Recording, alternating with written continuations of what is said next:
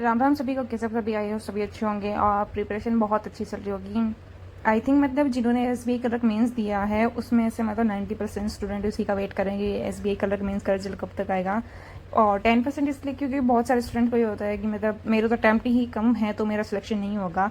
तो मतलब एक ये थोड़ी सी क्लियर हो जाता है ना कि भाई होगा या नहीं होगा ना, उसके बाद मतलब थोड़ा सेटिस्फेक्शन हो जाता है कि हाँ हमें आगे तैयारी करनी है या नहीं करनी है। मतलब अब न तो रिजल्ट आया है, न प्रिपरेशन हो रही है और न पढ़ने का मन कर रहा है कि पता नहीं क्या होगा, कैसे रिजल्ट आएगा। और दूसरा एसबीआई पीओ मेंस का रिजल्ट आने के बाद तो थोड़ा सा और डर ज़्यादा हो गया है कि मतलब पता नहीं कैसे अब की बार नॉर्मलाइजेशन होगा, कैसे क्या रिजल्ट निकालेंगे, कितने कैंडिडेट सेलेक्ट होंगे। तो और कब तक ये सब होगा, मतलब अभी तक कोई डेट्स भी नहीं है, अभी कोई क्लियर भी नहीं हुआ है कि कब तक रिजल्ट आ जाएगा। अभी तो बोल रहे थे कि 23 तक आ जाएगा, बट अभी कुछ नहीं है। अभी तक कोई भी ऐसा क्लियर डाटा नहीं आया है कि जिससे बता सके कि रिजल्ट अब तक आ जाएगा। लेकिन ये है कि जून के फर्स्ट वीक तो कन्फर्म आ ही जाएगा, इतना तो डिले नहीं करेंगे क्योंकि फिर जो आगे जो वैकेंसीज आने वाली है ना, जो अक्टूबर तक के लिए बोला है, जो 18 वैकेंसी आने वाली है तो उनको भी उन्हें मतलब प्रोसेस में लेके आना है। तो मतलब होप है कि मतलब जून फर्स्ट वीक में आ ही जाएगा। तो इस चीज़ को साइड में रखते हुए अब हम स्टार्ट करते हैं अपना आज का दिन में सबसे पहले मैंने रेडी की टू डू लिस्ट रेडी करने के बाद में मैंने सोचा था कि जितनी मेरी टू डू लिस्ट है ना, कभी कभी उसमें क्या है एक दो चीज़ रह जाती हैं, तो फिर बाद में ये रहता है कि यार ये तो रह गया, इसको तो मैंने कंप्लीट किया ही है ना। हमेशा टू डू लिस्ट में एक ना एक सेक्शन तो ऐसा होता है जो स्किप हो ही जाता है। तो आज की टू डू लिस्ट मैंने थोड़ा सा उस हिसाब से बनाई कि मैं पूरा उसको मैनेज कर सकूँ। ये नहीं है कि बहुत ज़्यादा बना दी फिर बाद में रिग्रेट हो कि मैंने कंप्लीट नहीं किया ना, तो उसको अवॉइड करके और अच्छी सी मतलब जो मेरे लिए और मैं टाइम मैनेज करके उसको कंप्लीट करूँ, ऐसी मैंने टू डू लिस्ट बनाई थी आज की। और उसके बाद मैंने टू डू लिस्ट बनाने के बाद मैंने सबसे पहले करंट अफेयर की क्लास स्टार्ट की। करंट अफेयर के मैं कभी भी नोट्स नहीं बनाती हूँ क्योंकि सर जितनी मेहनत कर रहे हैं, हमें पीडीएफ दे रहे हैं, सब कुछ दे रहे हैं, तो मतलब क्यों अपना टाइम वेस्ट करना। अगर आपके पास ज़्यादा टाइम है तो मतलब पीडीएफ से उसका मल्टीपल टाइम रिवीजन करो, और या फिर उसका ये है कि जो वीकली करंट अफेयर है उसकी पीडीएफ निकलवा लो, उससे रिवीजन करो।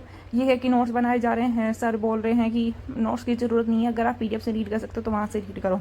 स्टार्टिंग में थोड़ी सी प्रॉब्लम होती है लेकिन उसके बाद में जो हैबिट में आ जाता है तो बाद में प्रॉब्लम नहीं होती इस चीज़ को लेकर, है ना। तो नोट्स मैंडेटरी नहीं है। कोई बोलता है कि नोट्स के बगैर तो आप रिविजन कर ही नहीं पाओगे, इतना लेंथी हो जाता है, इतना कुछ हो जाता है, इतना कुछ भी नहीं होता है।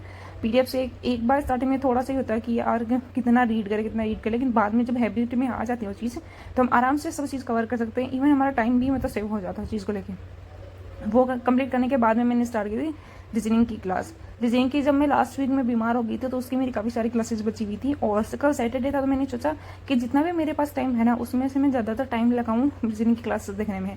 लेकिन ये होता है कि मतलब एक टाइम में इतना पढ़ के इतनी सारे पजल वगैरह करने के बाद में हम बोर हो जाते हैं, तो सोचते हैं कुछ नया मतलब ट्राई करके देखते हैं। तो जो भी मेरी पजल्स की क्लासेस बची हुई थी ना, मतलब मैंने ट्राई किया कि मैक्सिमम क्लासेस में देखूं, लेकिन फिर बाद में मेरे से कुछ पजल्स ही हो गया था कि बन नहीं रही थी, तो मैंने क्या किया उनका स्क्रीनशॉट ले लिया कि बाद में जब मतलब एक दो क्लास और करने के बाद में गैप लेके दोबारा से इनको ट्राई करूँगी। पर बाद में टाइम नहीं मिला मुझे क्योंकि मैंने अप्रैल मंथ का जो रिवीजन था ना वो स्टार्ट कर दिया था पीडीएफ से, कि जो है रैंकिंग वाला उससे पहले मैं स्टार्ट करूँगी। ये नहीं है कि मैं पूरी पीडीएफ को उठा कर करना स्टार्ट कर देती हूँ, ये करती हूँ कि मैं जो भी टॉपिक्स होते हैं उनको पहले नोट डाउन कर लेती हूँ कि ये इसमें टॉपिक है, मतलब मंथ में जो भी टॉपिक आते हैं वो सभी को नोट डाउन कर लिया। वो सभी करने के बाद में मैं फिक्स कर लेती हूँ कि मैं तो इतने दिन में ये टॉपिक मुझे कवर करना है, ये टॉपिक इतने दिन में कवर हो जाएगा, इतनी इतनी न्यूज़ है, पूरा एकदम उसको शेड्यूल करके और उसके हिसाब से मैं रिवीजन करना स्टार्ट करती हूँ। उसके अलावा वीकली जो क्लासेज होती हैं ना उसको एक बार तो सर के साथ देख लेती हूँ, उसके बाद उसका पीडीएफ से रिवीजन कर लेती हूँ। और एक जो डेली क्लासेज होते हैं ना उसका रिवीजन करती हूँ, और 9 बजे जब जो मतलब डेली क्विजेज होती है ना उससे उसका रिवीजन कर लेती हूँ। तो मतलब इतनी बार रिवीजन हो जाता है कि बहुत सारे डाटा मुझे अच्छे से याद हो जाते हैं। बाद में जब मॉक वगैरह अटैम्प्ट करके देखती हूँ ना तो मुझे कन्फ्यूजन नहीं होता है कि मतलब इसका क्या आंसर आएगा, इसका क्या डाटा है, इसमें क्या कौन सा वो है ईयर है, कौन सा इसमें मतलब सेक्शन है वगैरह, सब जो भी है ना मुझे अच्छे से याद हो जाते हैं। तो मतलब ये नहीं है कि किसी ने कुछ बोला तो आपने वही अप्लाई कर दिया, थोड़ी अपना भी खुद का वो इसको मॉडिफाई करके देखो कि मुझे किस चीज़ में सेटिस्फेक्शन मिलता है या फिर मैं किस चीज़ को लेकर सेटिस्फाई होती हूँ, या मतलब मैं कैसे इस चीज़ को रीड करूँ कि मेरे लिए ईजी हो जाए। सबके लिए सब चीज़ ईजी नहीं होती, सबके लिए अपने अपने अकॉर्डिंग होती हैं।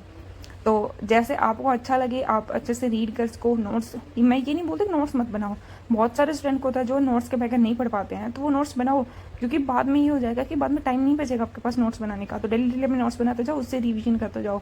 ये सोचते हो कि अभी मतलब प्रीलिम्स का पढ़ लेते उसके बाद में नोट्स भी बना लेंगे, पढ़ भी लेंगे। अगर पढ़ भी नहीं पाते ना और नोट्स बनाने ही है आपको, जिससे आप रीड कर सकते हो, तो नोट्स भी बनाओ आप।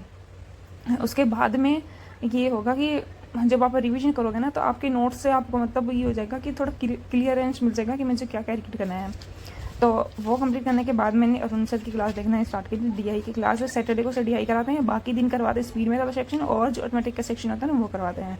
डीआई में सर ने 3 सेट करवाए थे, मतलब फर्स्ट और थर्ड वाला सेट ईजी थे, लेकिन जो सेकंड वाला सेट था ना वो थोड़ा सा ट्रिकी था, मतलब उसमें डाटा डायरेक्टली नहीं दिया हुआ था। तो उस सेट को करने में थोड़ा मतलब इंटरेस्ट आया कि मतलब हाँ कुछ नया सीखने के लिए मिला।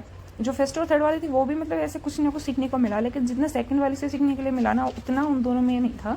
दोनों मतलब इजी लेवल की थी और सेकंड वाली थी वो मॉडरेट लेवल की थी। हार्ड तो इनमें से कोई नहीं बोल सकते, ये तीनों ही हार्ड रही होंगी। उसके अलावा सर ने घर के लिए भी एक डीआई दी थी, वो मैंने क्लास कंप्लीट होने के बाद में दोबारा से क्लास की पीडीएफ ओपन करके उससे अटेम्प्ट करके देखी कि हाँ ये डीआई है और उसमें ये है। उसी के अलावा एक डीआई की पीडीएफ थी आशीष अरोरा सर की, वो मैंने अटेम्प्ट करके देखी, उसमें भी डीआई अच्छी थी, लेकिन उनका इजी लेवल रखा था सर ने। एसबी आरआरबी कलर की जो प्रीलिम्स में जो डीआई आती है ना उसी के बेस पे सर ने करवाई थी सारी।